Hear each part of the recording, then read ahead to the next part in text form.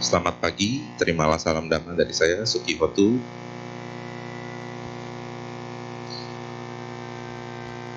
Remote saya tidak bekerja, jadi saya harus jadi operate sendiri. Pada pagi hari yang berbahagia ini, saya membawakan satu suta. Ini suta ini sangat singkat, tetapi ada yang menarik, mengingatkan kita sebagai perumah tangga. Di antara ibu dan bapak, sahabat Dhamma, yang tidak berkeluarga, angkat tangan. Tidak berkeluarga. Yakin? Yakin? Karena saya bawakan suta ini adalah suta untuk perumah tangga. Kenapa? Nanti ada beberapa hal yang harus kita pertahankan.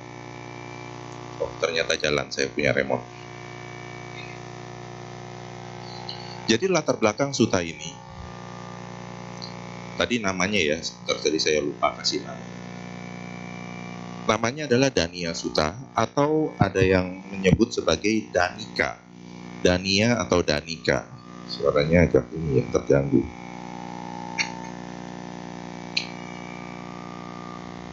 Beberapa ada yang mengartikan pekerja Dania ini nama orang. Cek. Cek.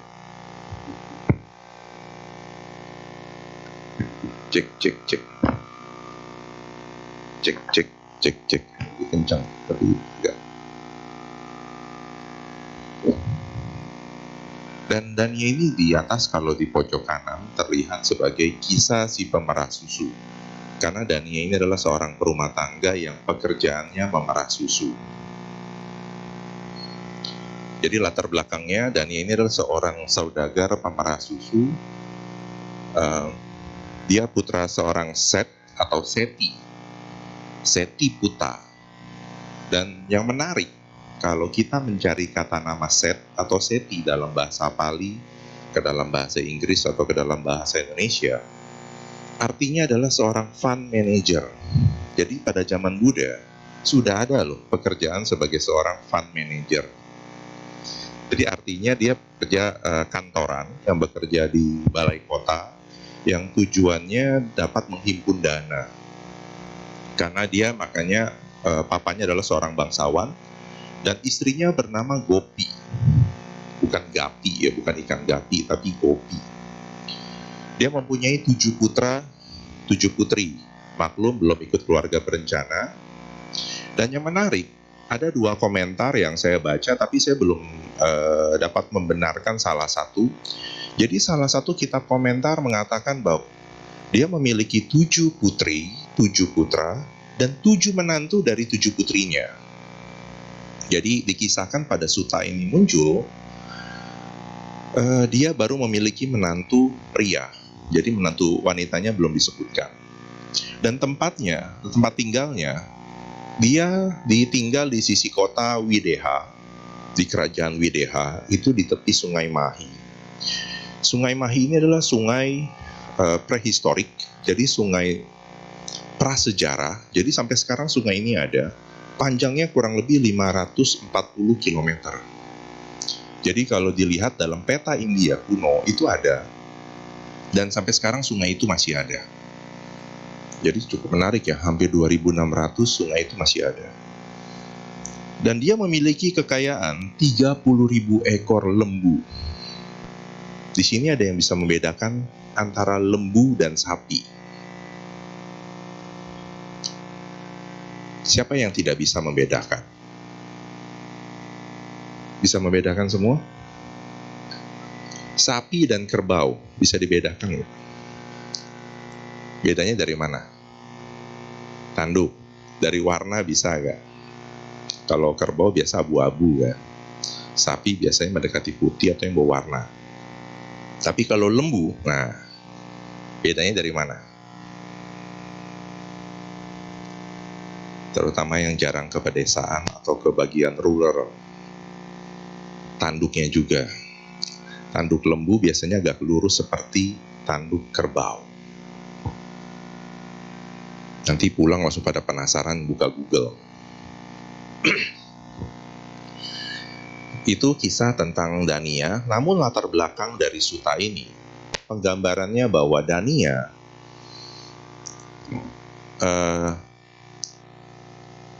diprediksi akan meninggal karena terjadi banjir bandang yang besar. Karena pada saat itu biasanya Buddha punya radar, akan melihat siapa yang perlu dibantu. Dan ternyata Buddha menemukan Dania beserta istrinya. Mereka adalah dua perumah tangga yang dapat memasuki arus. Artinya, dua ini suami istri, Dania dan Gopi, dapat menjadi seorang sotapana. Sehingga Buddha melakukan perjalanan dari kota Wesali ke kota Wideha. Jaraknya itu 1 yojana 15 kilo. Antara dua kerajaan ini itu adalah 700 yojana. Jadi kira-kira berapa kilometer? Nah, ini Romo kalau ceramah kok buka kalkulator. Bukan buka kitab suci tapi buka kalkulator. Kurang lebih 1000 kilometer lebih, 1100, 1200-an. Tadi pagi saya bilang ke anak saya, jaraknya melebihi Jakarta-Surabaya. Saya kebetulan menempuh Jakarta-Surabaya itu 11 jam. Nah, Buddha menempuh kota Wesali ke kota Wideha kurang lebih hitungan dalam sekejap mata. Karena dalam sutta dikatakan Buddha melakukan teleport. Itu tertulis ya komentarnya, teleport. Jadi anak saya langsung kaget. Dad, kok Buddha bisa teleport? Buddha alien ya? Karena dia kebanyakan nonton film yang science fiction. Kalau teleport itu orang-orang future, masa depan atau alien. Saya mengatakan bahwa Buddha mempunyai abinya, kekuatan gaib. Salah satunya adalah melakukan teleport. Karena tidak mungkin ribuan kilometer ditempuh hanya dalam sekejap mata. Dan yang menarik, di sini Buddha ingin membantu Dania beserta istrinya agar tidak meninggal dalam terjadinya banjir bandang, karena mereka tinggal di daerah tepi sungai. Dan mereka ini tinggal di sana karena memang biasanya mereka berpindah. Jadi dalam sutta dikatakan Dania dan istrinya kebetulan sedang menempati di tepi sungai. Dan mereka esok hari baru akan pindah. Nah, ini yang Buddha ingin bantu mereka. Dan Buddha membantu Dania menjadi sotapana. Dan yang lebih menarik lagi, apa yang dipaparkan oleh Buddha atau dibabarkan oleh Buddha dalam Dania Sutta ini berupa syair saling berbalas. Syairnya seperti apa nanti kita semua dapat membacanya. Dan nantinya ketika Dania beserta istrinya menjadi seorang sotapana, mereka melakukan tisarana kepada Buddha dan kemudian meminta wisudi sebagai anggota sangga. Sehingga di sana, di tempat mereka pernah berkumpul, keluarga besar ini, dibuat menjadi Gokulaka Wihara. Wihara kelompok bangsawan sapi. Go itu sapi. Nama lain dari Dania Sutta adalah Dania Gopalaka Sutta. Jadi nanti mungkin Anda akan melihat kok namanya ada yang beda ya. Ini namanya ada dua, Danika Sutta atau Dania Gopalaka Sutta. Dan cerita Dania ini diulas kembali dalam kitab Milinda Panha. Padahal Milinda Panha itu akan muncul nanti setelah Buddha meninggal. Karena Milinda Panha adalah percakapan Nagasena dengan Raja Milinda. Ini udah selesai sutanya. Isinya ya. Tapi di sini adalah syairnya. Saya mengambil atau menginterpretasikan isi dari sutta tersebut karena Dania adalah seorang perumah tangga. Kenapa tadi saya menanyakan siapa di sini yang bukan perumah tangga? Oh, maaf, di sini ada ayat ya. Di sini saya meringkas beberapa syair. Saya mengambil nanti kita bisa bolak-balik ya dari syair. Kebahagiaan sebagai perumah tangga. Jadi yang pertama, mempunyai pekerjaan dan rumah. Ini adalah sebagai kebahagiaan perumah tangga. Jadi bukan berarti kalau pekerjaan saya hanya sebatas sebagai clerk, juru ketik. Anda harus berbahagia loh karena mempunyai pekerjaan. Rumah saya ukurannya kecil, 21. Selama Anda memiliki atau kita memiliki rumah, yang pertama artinya kita sudah mempunyai kebahagiaan sebagai perumah tangga. Dan yang kedua, tidak ada gangguan dan kebutuhan tercukupi. Tidak ada gangguan, maksudnya di sini tidak kehujanan, tidak digigit nyamuk, tidak diganggu oleh serangga, dan kebutuhan tercukupi. Mau minum, ada dispenser atau ada air galon. Semudah itu atau sesimpel itu. Ini adalah kebahagiaan sebagai perumah tangga.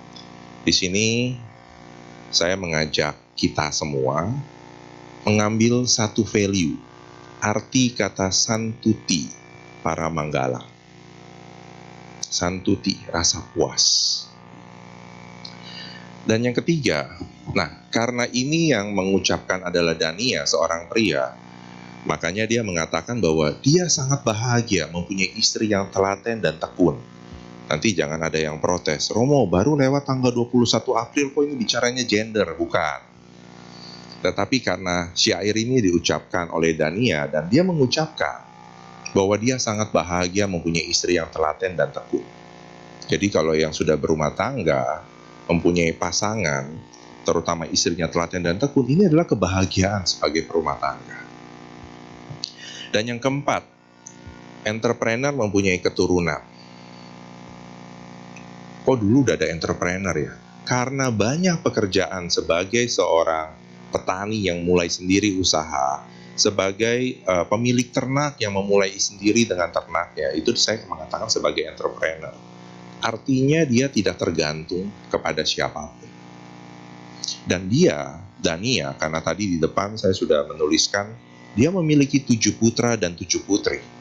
Dia sangat bahagia dengan adanya keturunan. Dan yang kelima, memiliki banyak aset. Tadi sudah tahu ya, 30.000 lembu, 20.000 sapi.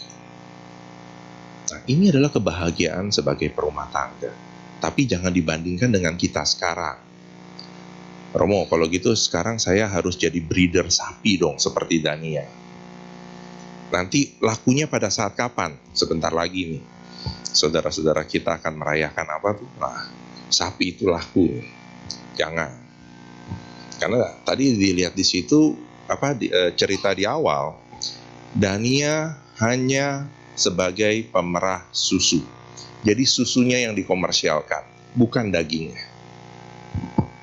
Dan yang keenam, kebahagiaan sebagai perumah tangga adalah menjaga aset apa yang telah dimilikinya. Jadi dapat menjaga. Nah, 6 hal ini adalah reminder kepada kita semua. Kebahagiaan sebagai rumah tangga, tadi saya sudah mengatakan, dibungkus menjadi satu kata, yaitu apa? Rasa puas. Santuti. Rasa puas itu 2 ya, santutinya 1. Karena dikatakan santuti para manggala. Kepuasan adalah berkah tertinggi. Ini yang terkadang kita lewati sebagai perumah tangga. Kita selalu mencari dan mencari dan mencari, akhirnya tidak pernah menikmati kata bahagia. Lalu syairnya seperti apa? Di sini di atas tadi yang 6 ringkasannya, di bawahnya adalah syairnya. Dan syair ini mirip seperti percakapan, karena ini bukan berbalas pantun, bukan, tapi syair yang saling berbalas. Jadi ketika Dania mengucapkan satu syair, saya coba flashback sedikit kepada latar belakang dari sutta ini. Buddha ketika melakukan teleport dari Waisali ke Wideha, Buddha tidak muncul di tempat atau rumah dari Dania. Tetapi Buddha melayang di sekitaran tempat Dania tinggal. Jadi Buddha menunggu di sana. Dan pada saat Buddha sudah sampai di sana, Dania sedang mengucapkan syair ini yang pertama. Aku telah memasak nasiku dan memerah sapiku. Aku berdiam dengan orang-orangku di dekat tepi sungai Mahi. Rumahku beratap rumbia, api telah menyala. Oleh karena itu hujanlah, oh awan, jika kau mau. Di sini Dania mengucapkan syair ini karena dia merasa bahagia. Bahagia bahwa semua pekerjaan dia sudah selesai dan dia memiliki tempat tinggal. Jadi kalau mau hujan silakan hujan datang. Nah, ketika syair ini pertama diucapkan oleh Dania, Buddha membalas syair ini yang dengan syair yang kedua. Aku telah terbebas dari kemarahan, terbebas dari nafsu atau keterbatasan pada mental. Di malam hari aku berdiam di dekat tepi sungai Mahi, rumahku. Di sini Buddha menyebut Buddha tidak mempunyai rumah, tapi di konteksnya adalah sebagai tubuhku. Tidak tertutup, api nafsu telah padam, oleh karena itu hujanlah, oh awan, jika kau mau.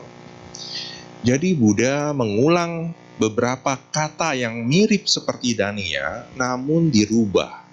Jadi kalau Dania sebagai perumah tangga bahagia dengan memiliki rumah, di sini Buddha merimain kembali bahwa rumah yang sesungguhnya adalah rupa kita, rupa raga. Jadi di sini tubuhku. Jadi Buddha mengingatkan kita. Dan kalau Dania mengatakan rumahnya memiliki api sehingga ada kehangatan, Buddha mengatakan sebaliknya, api telah padam. Api di sini adalah kilesa. Nah, nanti saya coba simpulkan ya. Sekarang Anda coba terima dulu apa yang saya sampaikan dalam syair ini. Hanya dengan mendengar balasan dari Buddha, Dania merasa bahagia. Tapi juga mau ngetes. Loh, kok ada yang menjawab syair saya ini? Sebetulnya kalau kita bisa simpulkan, ini Buddha sangat terdidik sekali, memiliki akademik yang tinggi sehingga beliau dapat membalas syair dari seseorang. Dan yang kedua, tidak ada gangguan dan kebutuhan tercukupi. Dan ia mengatakan demikian. Lalat dan nyamuk tidak diketemukan. Maksudnya dalam rumah dia tidak ada lalat dan nyamuk. Padang rumputku hijau karena rumputnya subur di tanah berpaya. Ternakku dapat bertahan jika hujan datang. Oh, karena itu hujanlah, oh awan, jika kau mau. Dan dijawab oleh Buddha, olehku sebuah rakit yang kuat telah dibuat. Aku telah menyeberangi banjir menuju Nibbana. Tak ada lagi gunanya rakit itu. Oleh karena itu hujanlah, oh awan, jika kau mau. Yang kesimpulan yang ditulis di atas bahwa tidak ada gangguan dan kebutuhan tercukupi. Di sini tadi saya mengatakan bahwa kalau kita sebagai perumah tangga puas, rasa puas. Di sini Buddha menekankan kepada jalan, sang jalan. Rakit. Rakit ini apa? Dalam kitab komentar dikatakan jalan mulia berunsur 8. Jadi sebagai perumah tangga ya harus bukan hanya berpuas diri selesai, tidak, tapi kalau bisa menerapkan jalan mulia berunsur 8. Jadi kalau ada yang mengatakan mungkin saya tidak bisa Romo karena jalan mulia berunsur 8 hanya untuk para samana. Tidak. Ini Buddha memberikan ini, mengingatkan kembali hal ini kepada Dania, seorang perumah tangga. Dan yang ketiga, istri yang telaten dan tekun. Dania mengatakan Gopi, tadi kan saya menyebutnya Gopi ya, istriku. Bukanlah orang sembarangan dan dia patuh padaku. Sudah lama dia tinggal bersamaku dengan bahagia. Mengenai dirinya, aku tidak mendengar apapun yang jahat. Dan Buddha menjawab atau memberikan balasan. Pikiranku patuh dan terbebas dari nafsu. Amat lama sudah pikiran ini terlatih dan terkuasai dengan baik. Maka kejahatan tidak ditemukan di dalam diriku. Sebagai perumah tangga biasanya kita selalu menilai apa yang ada di luar. Nah, di sini Dania menilai pasangannya di luar bahwa ini adalah yang baik. Dan Buddha mengingatkan kembali bahwa yang harus dilihat adalah yang di dalam. Pikiran. Pikiran ini yang paling menyatu dengan rupa kita, bukan yang di luar kita eksternal. Memang kalau dilihat kualitas dari istri Dania, memang kualitasnya sangat baik sekali. Karena pada saat syair ini terjadi, hampir semua orang di rumah Dania itu dapat mendengar. Karena yang nanti memasuki arus pertama adalah Dania beserta istrinya, dan ada 2 anak dari mereka yang sebagai pemasuk arus atau mencapai tingkat sotapana. Karena turut mendengarkan syair ini, syair yang berbalas ini. Dan yang keempat, yang saya menyebut sebagai entrepreneur dan mempunyai keturunan, Dania, aku adalah majikan bagi diriku sendiri dan aku menyokong diriku sendiri. Putra-putraku semuanya sehat. Mengenai mereka, aku tidak mendengar apapun yang jahat. Dan di sini Buddha mengingatkan kembali, aku bukanlah pelayan siapapun. Dengan tercapainya tujuanku, ini sebagai kebudahan, aku berkelana di dunia, tidak lagi aku perlu melayani. Jadi untuk bisa menjadi tuan, kalau kita tahapan pertama sebagai perumah tangga, biasanya bekerja dengan seseorang sebagai karyawan, baru ada pengakuan kalau dari karyawan berubah menjadi seorang entrepreneur. Apakah kita cukup puas di sana?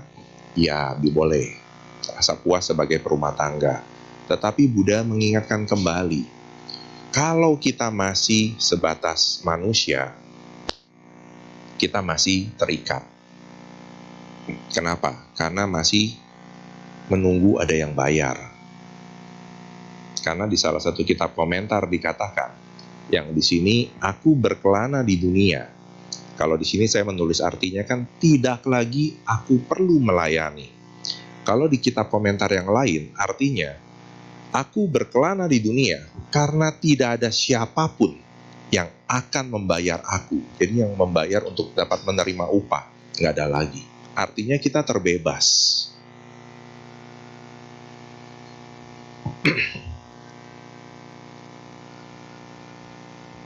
Dan konteks dalam memiliki banyak aset. Dania, aku memiliki banyak sapi jantan muda dan sapi jantan kecil, juga banyak sapi betina kecil dan calon induk, serta seekor sapi jantan dewasa yang merupakan pemimpin kelompok itu.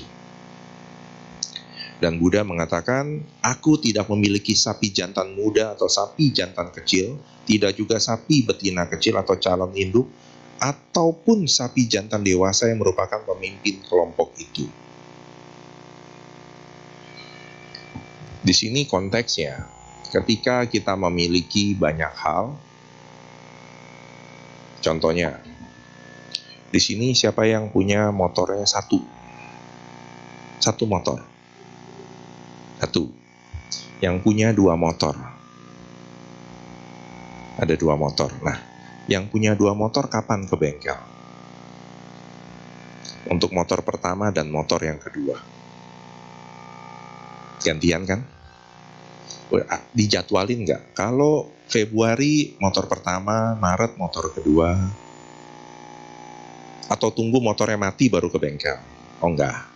Nah, gambarannya seperti itu. Ketika memiliki banyak aset, ini yang harus dijaga. Walaupun ada pemimpin kelompok. Tadi dikatakan kan, kalau si Dania mengatakan ada seekor sapi jantan dewasa yang merupakan pemimpin kelompok itu. Tapi apakah dia akan bertahan terus-menerus sapi jantan tersebut? Tidak, bisa sakit. Dan Buddha mengatakan dia terbebas dari semua hal ini.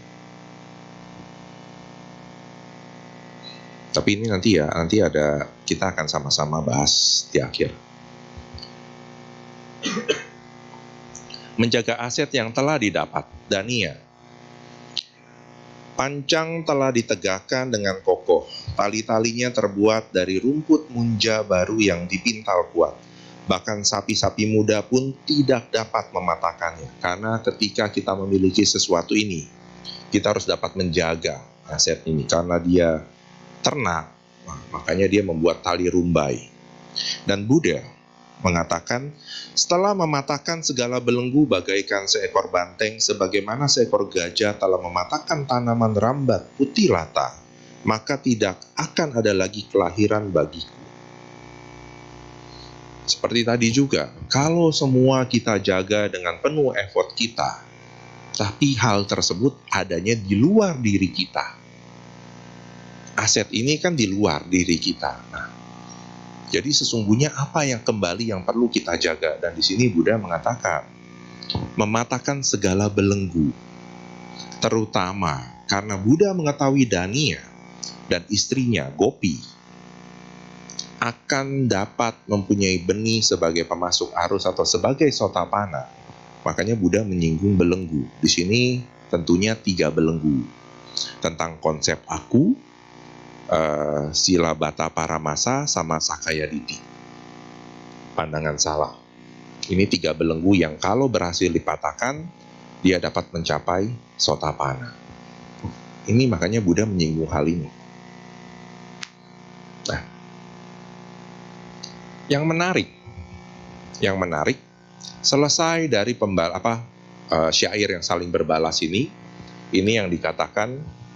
Jadi sebelum si Dania melanjutkan syair atau tanggapan berikutnya, di sini memang ada kondisi, namun kemudian tiba-tiba turunlah hujan deras yang membanjiri segala permukaan, segala tempat dan celah. Ketika mendengar gelegar badai itu, Dania mengucapkan kata-kata berikut ini. Amat besar, sungguh besar keuntungan yang kita peroleh karena dapat bertemu dengan Buddha. Karena sesungguhnya Dania tidak tahu pertama kali ketika ada yang membalas syairnya, siapa yang membalas syair tersebut. Yang Maha Tahu, kepada Yang Mulia kami datang berlindung, melakukan sarana perlindungan. Oh Yang Maha Melihat, jadilah pelindung kami.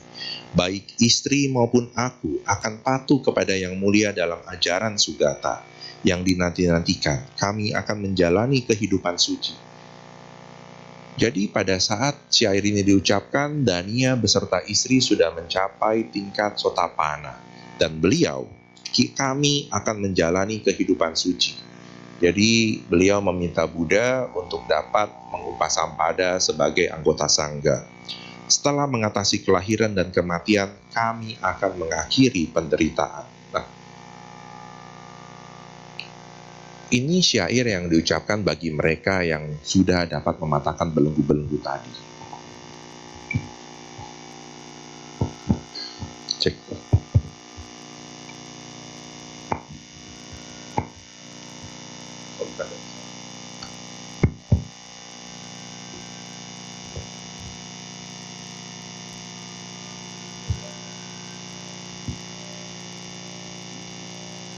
Cek.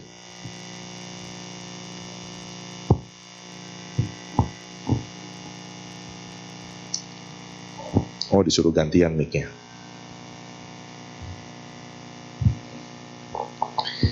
Dan yang lebih menarik lagi, ketika Dania sudah mendeklar, dia bersedia memasuki menjadi anggota sangga. Biasanya ada pihak yang ingin mengganggu. Siapakah pihak tersebut?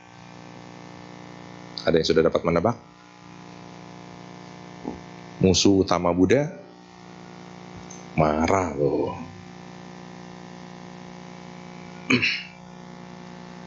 Mara juga muncul. Kemudian Mara muncul untuk menggoda Buddha. Sebetulnya bukan menggoda ya.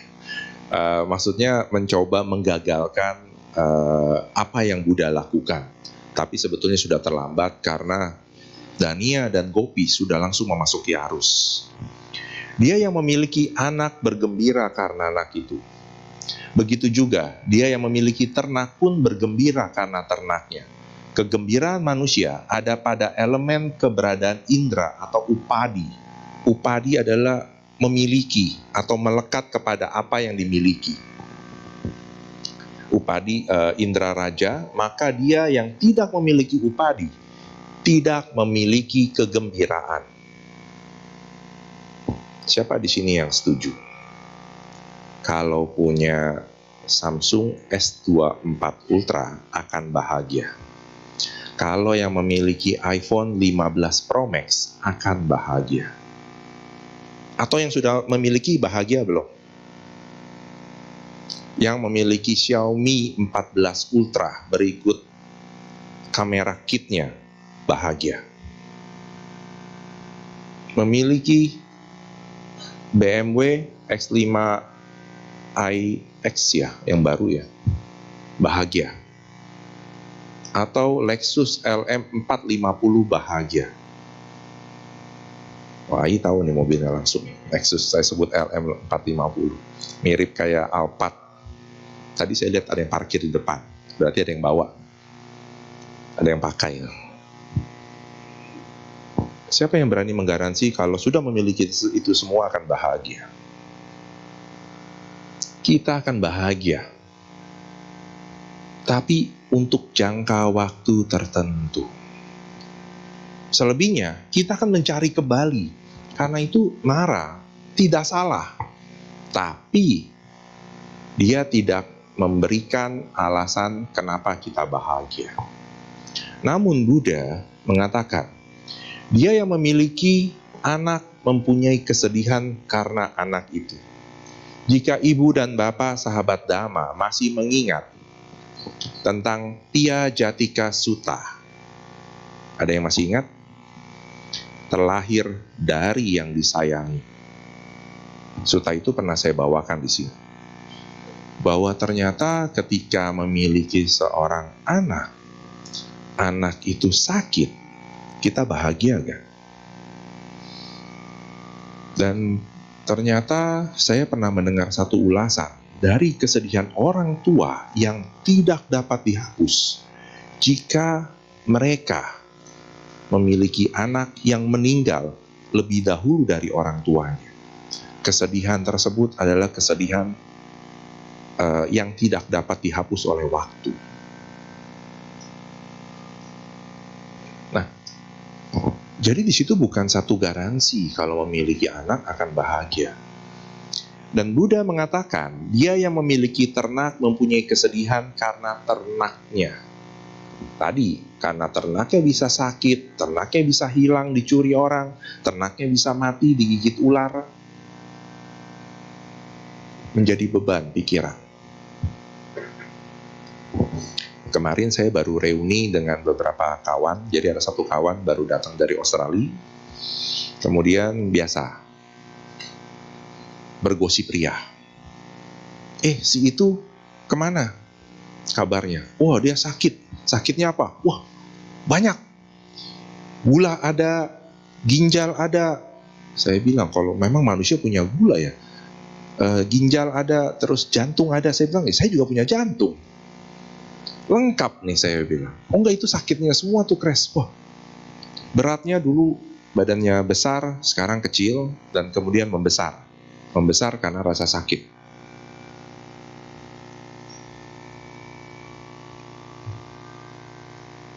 Yang sedang digosipkan ini kawan saya yang memiliki sebuah gudang, memiliki beberapa restoran, dan katanya semuanya sudah dijual. Kenapa harus dijual? Saya bilang, punya hutang? Enggak. Untuk membiayai hidup anaknya. Saya bingung, anaknya itu lifestyle-nya seperti apa? Hingga harus menjual restoran. Dia memiliki 2 atau 3 restoran, itu dilepas semua. Gudangnya dilepas. Saya menyebutnya bergosip karena kawan saya tidak hadir yang sedang dibicarakan. Jadi kita gosipin dia. Habis itu berpindah ke kawan-kawan yang tidak hadir. Kan tujuannya itu kan, kita mencari gali-gali. Nah, kita lanjutkan. Buddha mengatakan, upadilah penyebab penderitaan manusia, tetapi dia yang tidak memiliki upadi, tidak memiliki penderitaan. Upadi ini kemelekatan, clinging kalau dalam bahasa Inggris tadi saya mengatakan rasa ingin memiliki atau kemelekatan. Nah, memang kalau kita sebagai perumah tangga sekilas, kalau gitu Romo saya bagaimana bisa hidup? Rumah artinya saya nggak boleh punya rumah, bukan. Di sini makanya kita garis bawahi, saya pisahkan karena saya masih perumah tangga. Ini percakapan terakhir Buddha dengan Mara, bukan dengan Dania. Dania jadi tahapannya tentu sebagai perumah tangga, kita harus mempunyai tahapan. Pada saat kita sebagai perumah tangga, lakukan maksimal, lakukan optimal sebagai perumah tangga untuk berusaha, untuk mempunyai kebahagiaan sebagai perumah tangga. Namun saya bilang bukan sebatas itu. Kita masih mempunyai tahapan berikutnya. Kalau kita sudah dapat lebih bahagia, ingin lebih bahagia lagi, seperti yang ditanyakan oleh Diga Janu atau Vyagapaja. Ini dua nama yang satu orang. Dia melihat kelompok Samana, kelompok Sangga, kok mukanya teduh, bahagia, tenang. Dia bertanya kepada Buddha, Buddha, bisakah kami perumah tangga bisa mempunyai kebahagiaan seperti mereka, para Samana, para Sangga? Buddha mengatakan bisa, tanpa harus menjadi seorang Samana. Karena itu muncullah Uakasa, Utana Sampada, Araka Sampada, Kalyana Mita, sama Jiwikata. Ini 4 resep untuk kebahagiaan perumah tangga. Ini kalau ini sepertinya pernah diulas, tapi kalau mau diulas nanti lain kesempatannya. Nah, ini yang Buddha tekankan kepada Mara. Bukan kepada Dania, tetapi kepada Mara. Jadi pada saat kita membaca sutta, saya kenapa mengambil sutta ini? Karena ini sutta perumah tangga. Tapi saya pisahkan. Pisahkan percakapan Buddha dengan Dania dan penjelasannya. Dan yang terakhir ini bukan artinya, upadinya kita nggak boleh. Tidak. Bertahap. Beberapa kawan yang saya kenal, karena dia memiliki kelebihan secara materi dalam pelaksanaan dana, dalam pelaksanaan latihan, lebih mudah. Dia tidak mempunyai dilema ketika berdana. Uang saya cukup gak ya? Kalau saya punya 1M, saya mau berdana 1 juta, masalah gak? Nggak berasa. Tapi kalau saya punya 1 juta, saya mau berdana 100.000, bingung. Atau sama-sama punya 1M berdana 1 juta, tapi kalau punya uang 10 juta berdana 1 juta. 1 juta banding 10 juta, 1 juta banding 1M. Yang punya 1M kan nggak berasa kan? Nah, ini kelebihan kita jika materi kita lebih. Sehingga ketika berdana, dilema untuk mengukur, kalau saya dana segini akan mengganggu ekonomi saya gak? Nah, dilema itu gak muncul. Dan kalau dia memiliki kelebihan lain dari posisi, ketika mau cuti kerja, gampang. Tapi kalau kita sebagai karyawan biasa, bukan saya mengecilkan karyawan biasa, kita akan mempunyai keterbatasan ketika atasan kita mengatakan, nggak boleh, saya mau ikut retret pak, nggak boleh, lu punya deadline.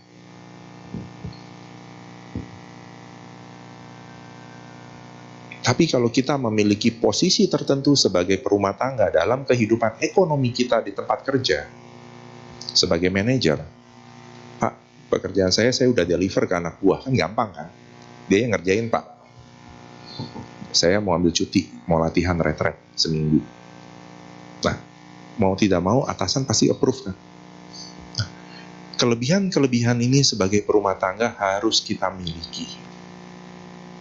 Kalau tidak, kita akan mempunyai dilema. Kok ajaran Buddha susah ya kalau diterapkan? Bukan susahnya diterapkan, karena kondisi kita yang kurang mendukung.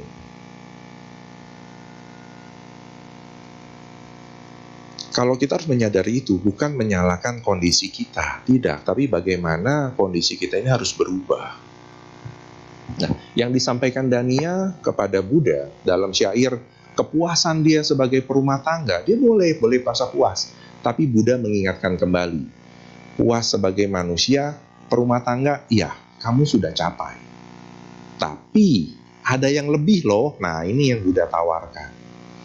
Dan kita semua juga di-remind, jika kita sudah mencapai titik tertentu optimal, sudah bekerja optimal sebagai perumah tangga, kewajiban perumah tangga sudah dipenuhi, jangan stop di sana. Maksudnya rasa puasnya beda. Kita harus bisa terbebas dari apa yang sekarang sudah berjalan, baru di sana rasa puasnya yang diganti. Santuti untuk dapat memiliki secara materi, ini yang di-remind. Tapi ketika bicara pembebasan, bukan masalah santuti lagi, tetapi adalah ya tadi, kayak seperti yang Buddha sampaikan, saya sudah terbebas, tidak perlu saya melayani seseorang atau siapapun juga. Nah, maksudnya melayani, ya kita jangan sampai, sebetulnya kan kita saat ini sebagai, kalau ditanya apakah kita tuan bagi tubuh kita sendiri, tidak. Kenapa? Kalau kita tuan sebagai tubuh kita sendiri, rasa capai, rasa lelah tidak muncul. Rasa ngantuk tidak muncul. Rasa sakit tidak muncul. Tapi buktinya setiap kita terkondisi. Nah, ini yang disampaikan dalam Dania Sutta, nanti mungkin akan bisa lebih didetailkan jika pada saat tanya jawab. Tapi ini satu pesan. Nah, ini satu pesan yang saya cantumkan, cukup menarik. Kebahagiaan bukan sesuatu yang sudah tersedia, namun datang dari apa yang kita lakukan. Jadi tadi kan sama kan, seperti saya mengambil ini karena saya hubungkan dengan Dania Sutta, bahwa kalau Dania Sutta dia mempunyai kebahagiaan karena dia sudah melakukan semuanya sebagai perumah tangga.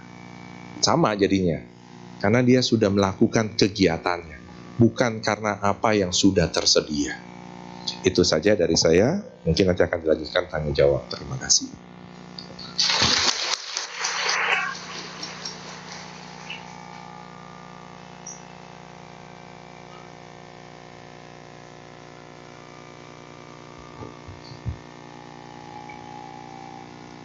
Demikianlah Dhammadesana yang disampaikan oleh Romo Kresna Wudoyo. Kami menyediakan sesi tanya jawab untuk Bapak Ibu Saudara-saudari, bisa melalui lisan, bisa juga secara tertulis, bisa menuliskan pertanyaan di kertas yang sudah ada di depan kursi Bapak Ibu. Sambil menunggu pertanyaan masuk, marilah kita nyanyikan satu buah lagu bersama-sama. Kepada petugas dipersilakan.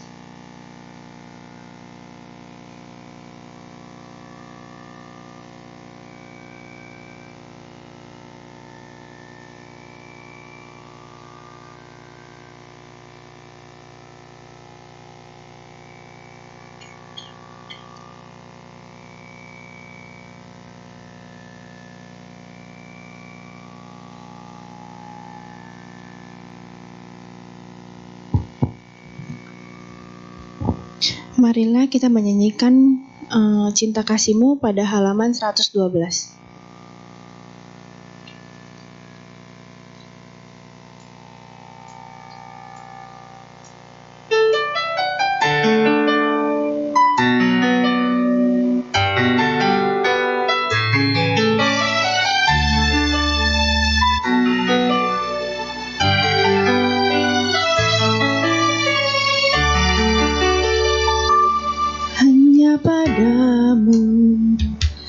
Ku kan bersujud sepenuh hatiku dan keyakinanku.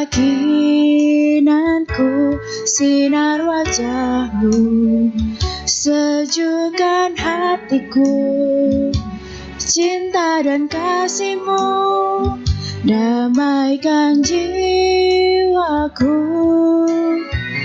Dikala hati menjadi bimbang, tak berpaling darimu, lalui jalan yang penuh liku. Ku genggam namamu,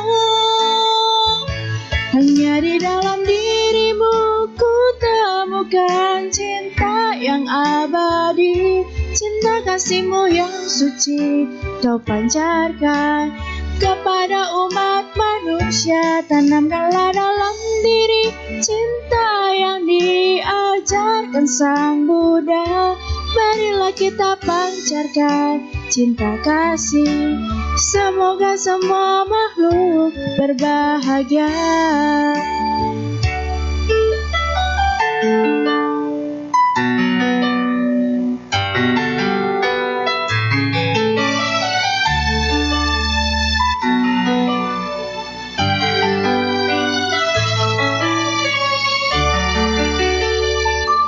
Sinar wajahmu sejukkan hatiku, cinta dan kasihmu damaikan jiwaku. Dikala hati menjadi bimbang, tak berpaling darimu, lalui jalan yang penuh liku. Ku genggam namamu, hanya di dalam dirimu ku temukan cinta yang abadi.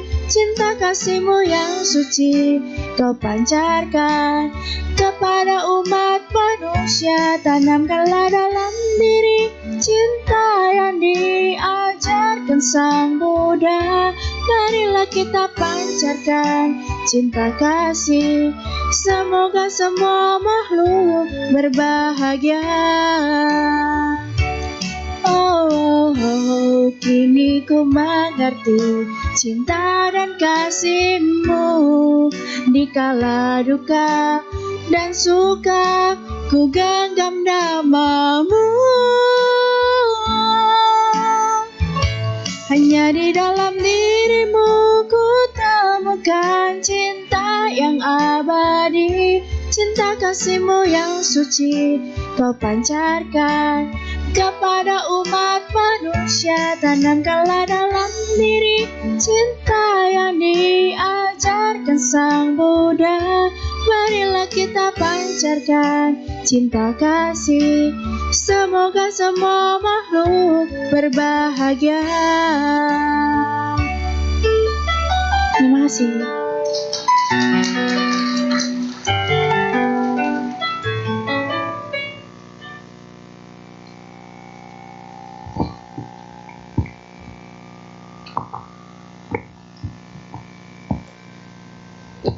Kita masuk ke sesi tanya jawab.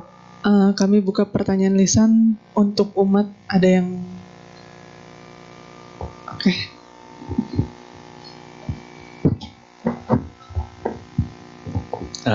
Satyatu Namo Buddhaya Romo. Terima kasih atas dhamma desana yang luar biasa. Izin bertanya ya Romo, ada dua hal yang ingin saya tanyakan. Bisa minta tolong itu Romo ke slide yang di mana Dania dengan Buddha saling berbalas syair yang pertama.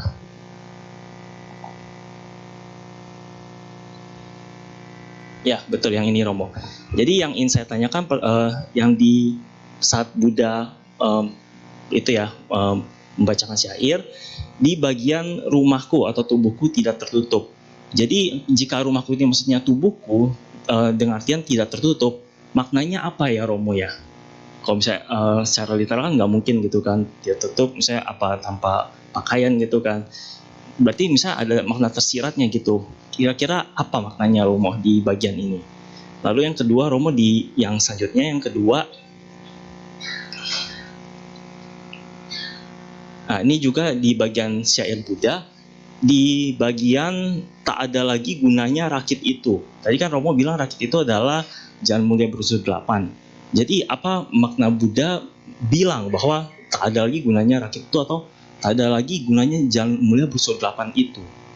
Itu sih maksudnya yang agak bikin saya bertanya-tanya. Itu saja Romo. Ya, terima kasih Romo. Sekian Namo Buddhaya. Ya, terima kasih pertanyaannya. Kalau yang pertama atau yang kedua dulu saya jawab ya, biar nggak usah bolak-balik. Rakit. Kalau masih ada yang ingat pembahasan sutta yang pernah saya bawakan, Alagadu Pama Sutta, siapa? Yang tidak ingat. Alagadu Pama Sutta adalah diskursus tentang ular air. Di sana ada pembahasan dua. Yang pertama,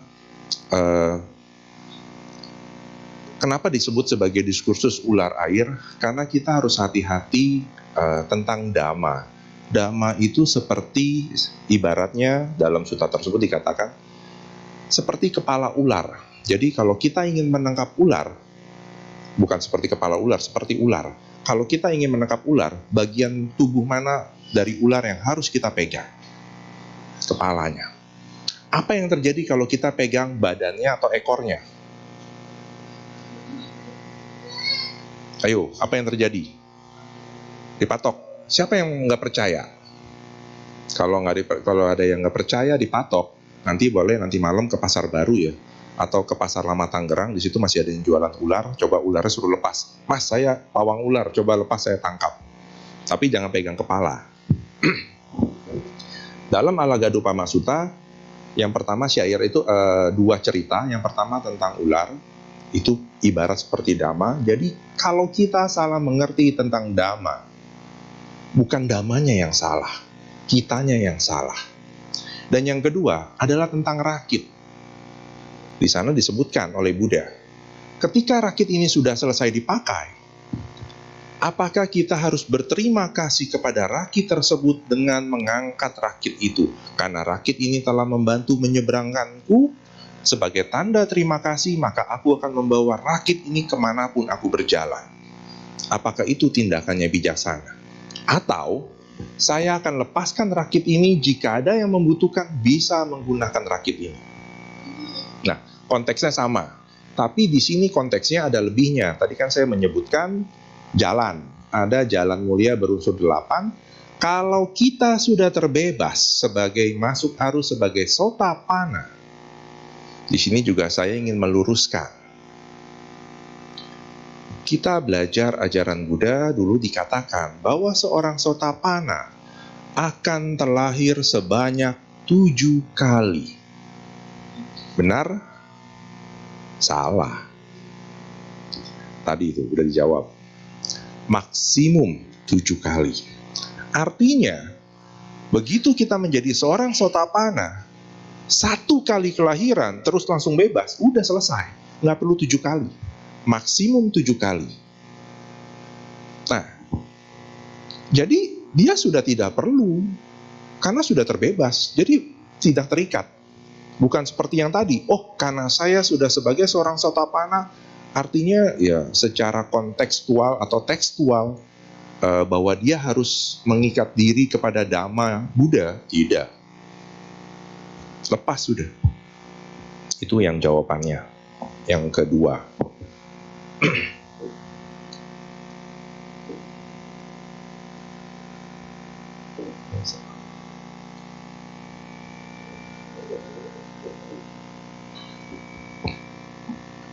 Rumahku atau tubuhku tidak tertutup.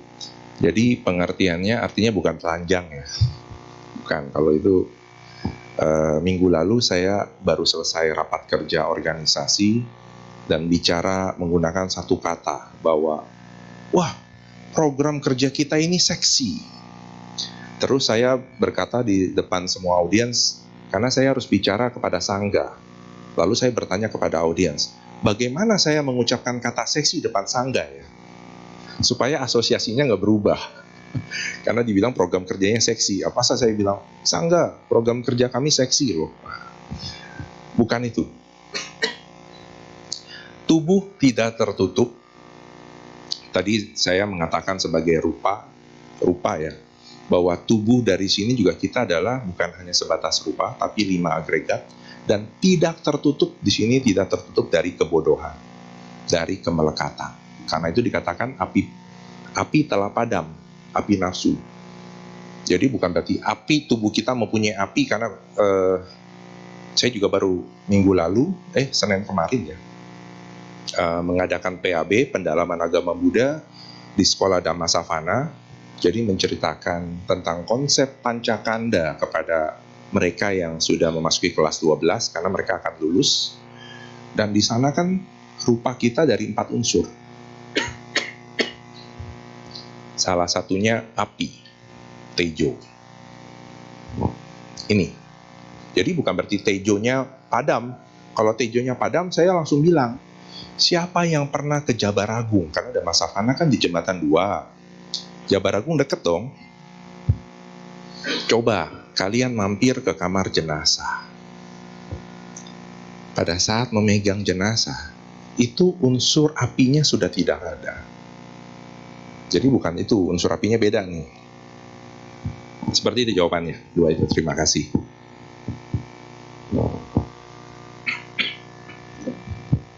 Selanjutnya ada satu pertanyaan tertulis, saya bantu bacakannya.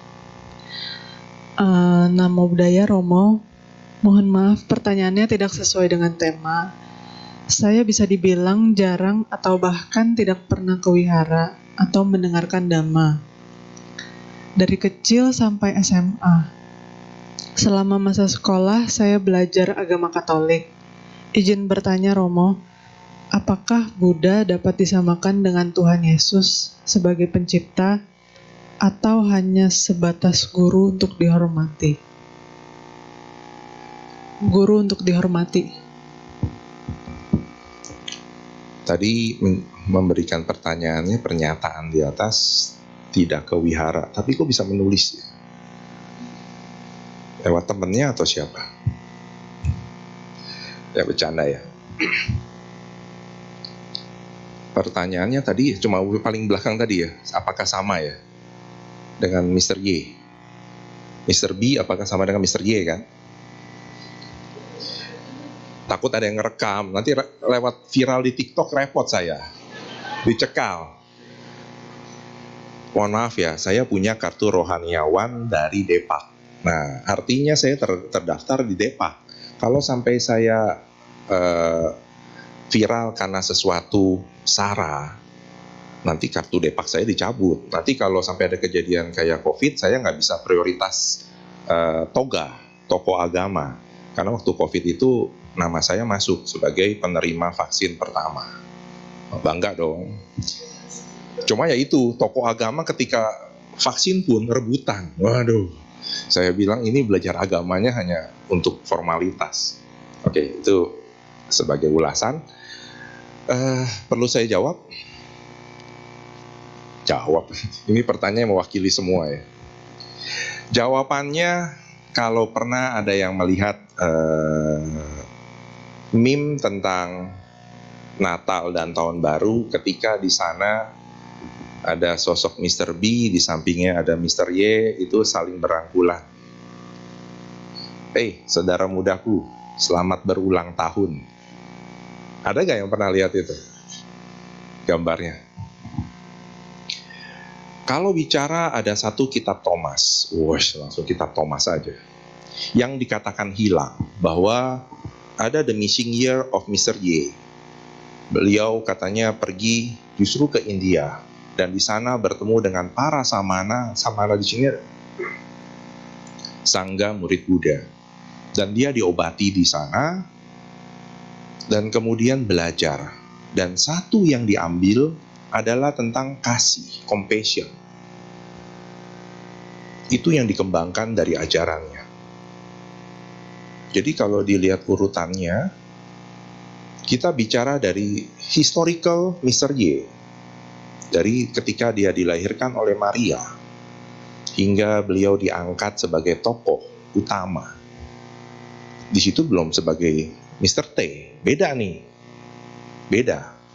Karena untuk di sana dia ada Trinity, 3, Trinitas. Dan diakui Mr. Y adalah sebagai anak dari Trinitas, melengkapi Trinitas. Jadi kalau ditanya, di sana ada kemiripan.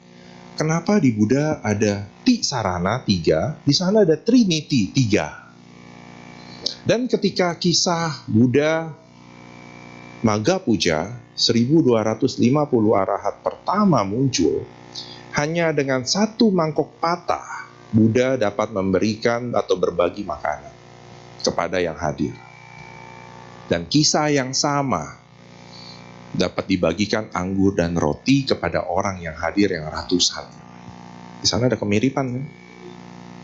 Nah, jadi kalau ditanya ada kesamaan, ada tadi kesamaan sejarah.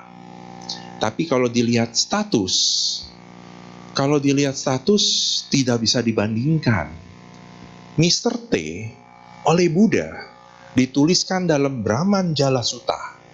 Anda bisa bayangkan, Mr. T di lain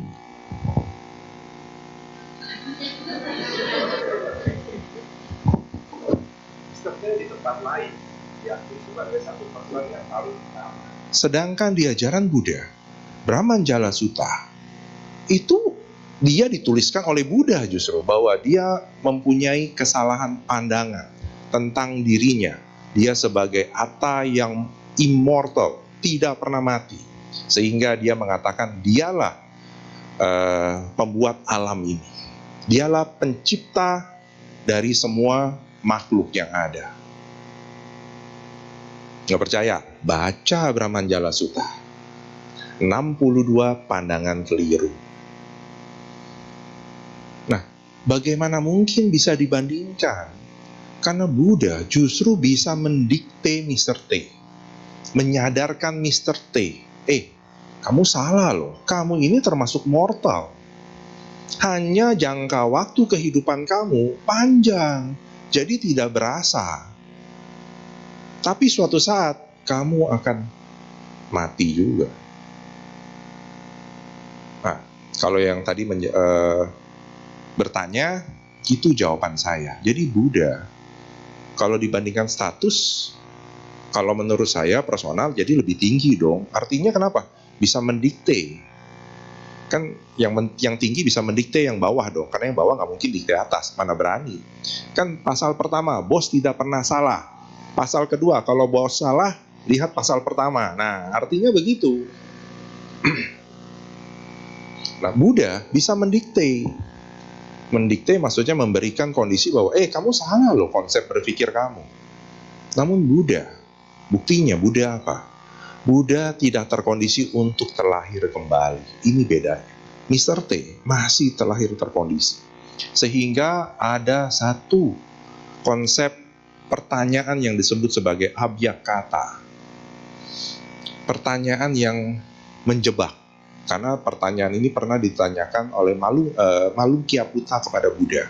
Di dalam sutanya Cula Malunkyaputta.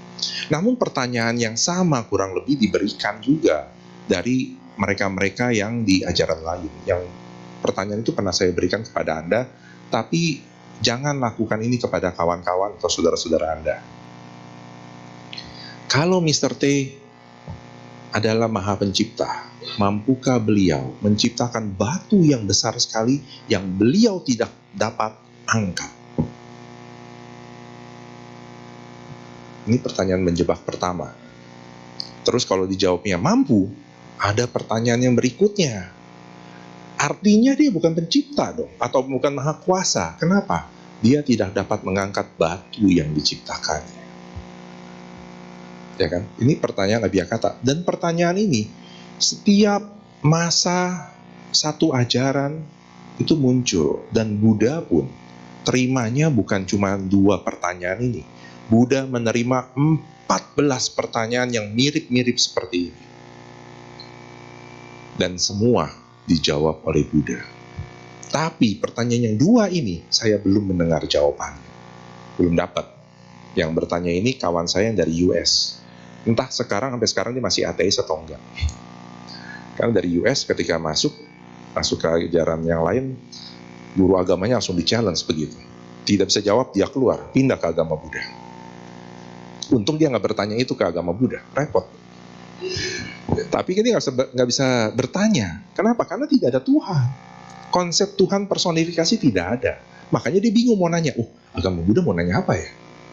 Mau nanya Buddha, dia belum belajar agama Buddha, jadi dia belum tahu kelemahan-kelemahan agama Buddha. Nah, itu jawabannya. Jadi secara status secara manusia, jawaban personal saya bukan mewakili agama Buddha. Buddha tentunya posisinya di atas dan tidak bisa disandingkan secara apple to apple Buddha dengan Mr. T. Namun yang bisa saya berikan jawabannya, dan ini juga menggugah keingintahuan sahabat Dhamma di sini, kembali kita merefer kepada Brahman Jala Sutta kalau masih ada keraguan di sana. Karena di situ sudah sangat jelas sekali Buddha memberikan gambaran, karena di situ ada 62 pandangan keliru, bahkan seorang Maha Brahma terjebak dengan konsep mortal atau immortal. Seperti itu. Terima kasih.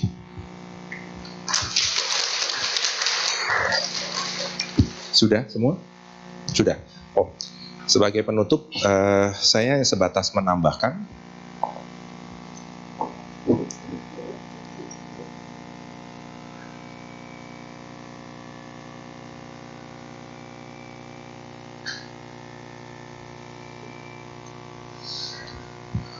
di sini ada dua. Saya mengambil dua terjemahan, terbebas dari nafsu atau keterbatasan pada mental, karena saya mencari padanan kata bahasa Indonesia masih kesulitan. Namun untuk memperjelas, bahasa Palinya itu mental barrenness bahasa Inggrisnya. Makanya waktu saya terjemahkan, apa kata-kata yang tepatnya? Kila atau mental barrenness ini, keterbatasan pada mental kita dikisahkan kalau dalam kitab komentar ada 5. Jadi kita mempunyai keraguan terhadap guru, kita mempunyai keraguan terhadap 3 permata. Jadi keraguan terhadap gurunya guru spiritual kita atau guru akademik kita, kepada Buddha, Dhamma, dan Sangha. Dan kita meragukan kepada, mempunyai keraguan terhadap sesama anggota masyarakat atau komunitas kita. Nah itu, kalau di komentar yang lain dikatakan bahwa keterbatasan pada mental ini adalah orang yang keras kepala, yang kalau dikasih tahu dia auban. Nah di situ yang saya coba tambahkan. Dan kemudian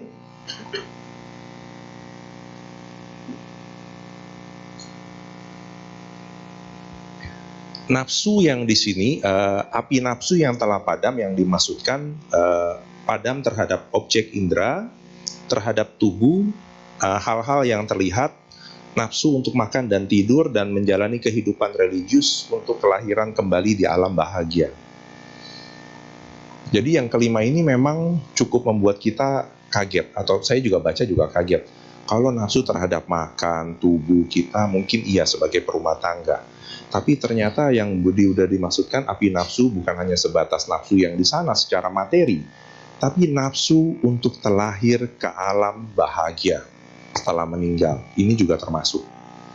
Jadi kita melakukan banyak kegiatan karena targetnya surga. Nanti tinggal mau pilih mana, surga barat atau surga timur. Karena biasanya semua udah pada ngarahnya surga barat. Surga barat udah bikin jalan tol soalnya. Kan udah ada Sukawati. Nah, jangan terjebak di sana juga. Kemarin saya baru rekaman, dan di situ saya mengingatkan, sebetulnya suta yang sama saya pernah bawakan di sini. Ma bayi punya suta. Yang tidak ingat angkat tangan. Banyak suta yang saya bawakan di sini pada lupa. Ma bayi punya, ma itu tidak, bayi takut, punya terhadap kebajikan atau hasil kebajikan. dalam bahasa keseharian kita, pahala. Terkadang kita terjebak. Tadi kan di sini nafsu untuk terlahir ke alam bahagia, tapi terkadang kita mengecilkan perbuatan baik kita. Bahwa kita, oh kan yang penting berbuat baik, nggak perlu memikirkan hasilnya. Nah, ini kurang tepat. Karena itu saya merimain kembali bahwa Buddha dalam Ma Bayi Punya Sutta, jangan kita takut terhadap pahala kita. Loh, jadi kita mengharap kembali dong? Tidak. Ketika kebajikan dilakukan, mempunyai bentuk, salah satunya adalah kebahagiaan. Jadi ketika satu kebajikan sudah dilakukan dan kita berbahagia, kita layak untuk berbahagia. Jangan kebahagiaan itu, wah kalau saya ada kebahagiaan artinya saya melekat dong. Tidak. Itu bentuk lain punya. Itu bentuk lain pahala yang Anda langsung rasakan. Masalah surga nanti aja dulu. Tapi Anda harus dapat merasakan apa yang kita lakukan walaupun kecil perbuatan baik tersebut. Itu saja yang dapat saya ingatkan kembali. Semoga di lain kesempatan kita akan mengingat kembali sutta-sutta Buddha, terutama untuk rumah tangga. Terima kasih. Namaste Sukihotu. Namo Sanghyang Adi Buddhaya. Namo Buddhaya.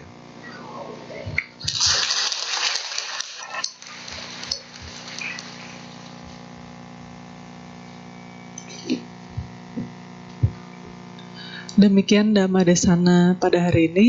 Kami segenap keluarga Wihara Bodhi Dharma Sukha